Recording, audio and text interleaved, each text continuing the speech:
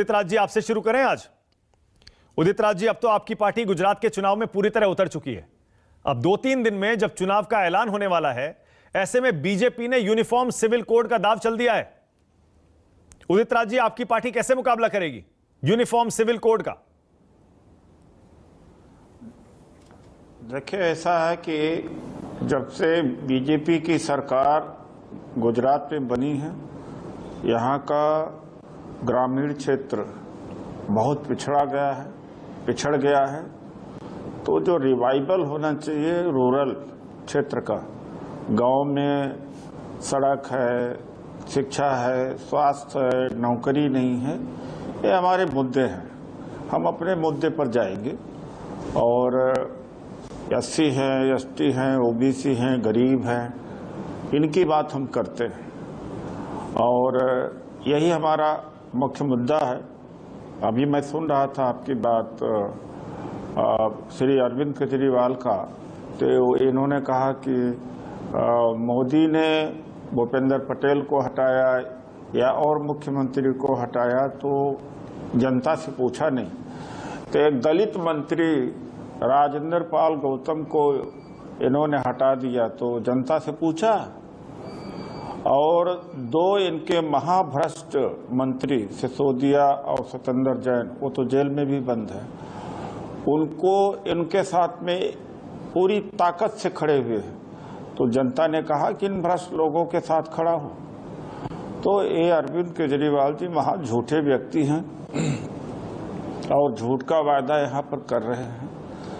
लेकिन अगर देश बच सकता है, गुजरात की तरक्की हो सकती है और इस देश में सामाजिक सौहार्द बना रह सकता है, तो कांग्रेस ही कर सकती है।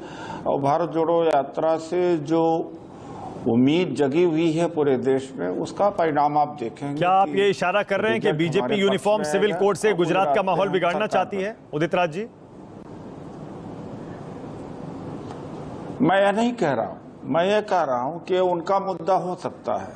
हमारा मुद्दा यह है कि बेरोजगारी और महंगाई के खिलाफ लड़ना।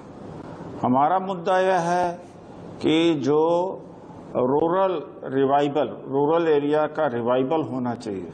कुछ जगहों पर सिटी में मान ले सकता हूं कि सूरत या बड़ौदा हो गया, अहमदाबाद हो गया, ठीक ठाक दिखते हैं। लेकिन जब से बीजेपी की सरकार आई है, पूरा ग्रामीण अर्थव्यवस्था चौपट हो चुकी है, बर्बाद हो चुकी है। तो मतलब आप ये कह रहे हैं बीजेपी ने जाल फेंका है, आप उसके जाल में नहीं फंसने वाले। आप यूनिफॉर्म सिविल कोड से नहीं, उस पर नहीं बोलेंगे, उससे बचकर अपने मुद्दे उठाएंगे।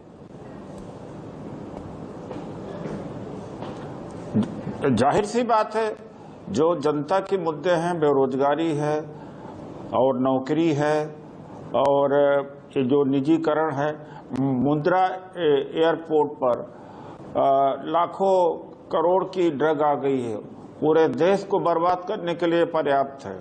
वहाँ ईडी नहीं पहुंचती, सीबीआई नहीं पहुंचती, इनकम टैक्स नहीं पहुंचता। अभी तक तो अडानी को जेल में डाल देना चाहिए था। मुंद्रा एयरपोर्ट पर उदित राज जी, आप तो हमेशा खरी खरी कहते हैं, क्या मुद्दे चाहे वो पार्टी लाइन से अलग भी हो। आपको याद होगा उत्तराखंड में भी बीजेपी ने चुनाव से ठीक पहले यूनिफॉर्म सिविल कोड का दाव चला था और उत्तराखंड का चुनाव नतीजा आपको पता ही है। ऐसे में इस मुद्दे से बचकर आप गुजरात चुनाव जीत सकते हैं क्या? देखिए, ऐसा है तो जनता के दरबार में अभी चुनाव आया है और एक कारण नहीं होते चुनाव हारने के, कई कारण होते। एक कोई कारण आप बता दें कि उत्तराखंड में एक कारण था, तो जरूरी नहीं कि वही कारण हो और गुजरात के लिए वही कारण हो।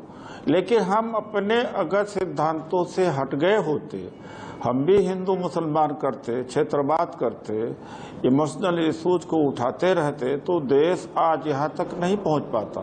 देश का निर्माण कांग्रेस ने किया है। सभी वर्गों को इन्होंने शासन प्रशासन संसाधन में भागीदारी दिया है। कांग्रेस एक जिम्मेदार पार्टी है। हारे और जीते, हम हार रहे हैं।